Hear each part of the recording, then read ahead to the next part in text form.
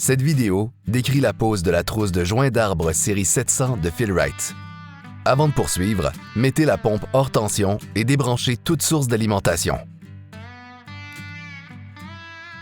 Pour commencer, démontez le rotor et le joint d'arbre. Commencez par retirer le capot de rotor. Retirez ensuite le joint, puis la clavette du rotor, le rotor et les palettes. Vous pouvez ensuite retirer le joint d'arbre de l'intérieur de la cavité. Retirez d'abord le circlip à l'aide d'une pince à circlip. Sortez ensuite les autres pièces à l'aide d'une pince à bec fin ou de crochets de petite taille. Le joint d'arbre est composé de 8 pièces. Il peut être nécessaire d'injecter de l'air sous pression par l'orifice de purge pour faire pousser les pièces les plus profondes. Vous pouvez à présent monter le joint d'arbre neuf. Retirez d'abord le capuchon jaune de l'extrémité du tube. Placez ensuite le tube sur l'arbre du moteur.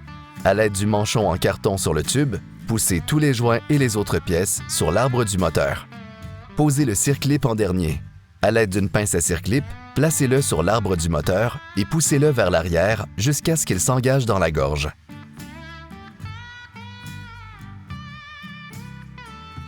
Une fois toutes les pièces du joint d'arbre neuf en place, vous pouvez monter le rotor, la clavette, les palettes et le joint.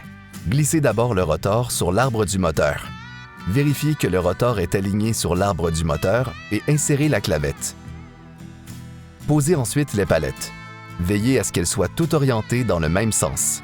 Placez ensuite le joint dans la rainure du capot de rotor et vérifiez qu'il est bien en place.